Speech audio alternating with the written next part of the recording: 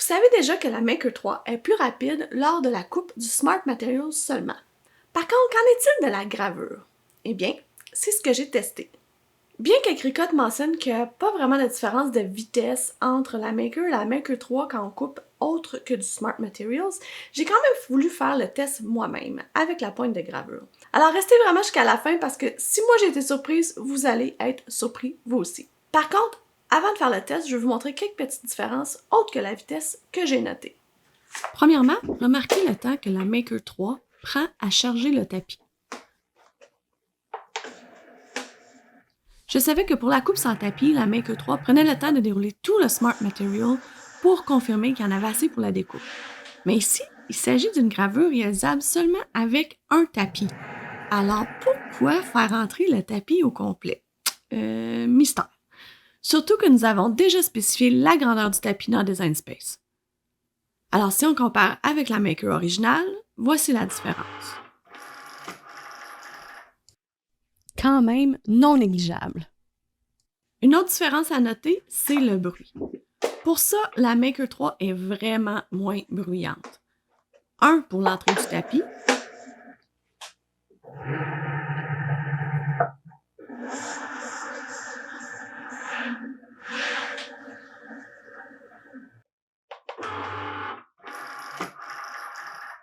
Mais aussi pour la gravure.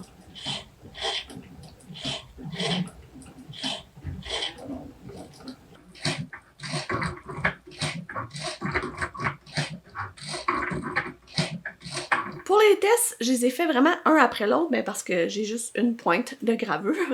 Et je voulais vraiment qu'il soit branché dans mon portable pour être sûr que le test était vraiment égal un avec l'autre. Le fichier utilisé pour le test est un des fichiers que j'utilise dans mon cours « Osez essayer » sur la pointe de gravure. Je vais vous mettre le lien dans la description de la vidéo si vous désirez plus de détails. Bien que dans le cours, je fais ce design-là sur du métal, j'ai ici utilisé des retailles de plastique parce que, par souci d'économie. Je peux tout de suite vous dire que la qualité de la gravure est tout à fait identique. Du moins, je vois aucune différence perceptible. Par contre, pour le temps, graver ce projet sur du métal dans mon cours aux essais m'avait pris environ 1h30. Et c'est exactement ce que ça m'a pris pour le graver sur du plastique avec la même Maker originale. Et me croirez-vous si je vous dis que pour le même projet, la Maker 3 a pris 15 minutes de plus? Oui, 1h45. Sérieux, qui aurait cru? J'en revenais pas moi-même.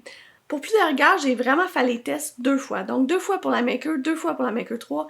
Et à quelques minutes près, c'était identique. Donc il n'y a vraiment pas de doute, la Maker est vraiment plus rapide que la Maker 3. Alors dites-moi dans les commentaires, est-ce que vous vous attendiez à ça, vous? Moi, certainement pas. Donc si vous voulez en savoir plus sur la gravure, je vous suggère la vidéo suivante.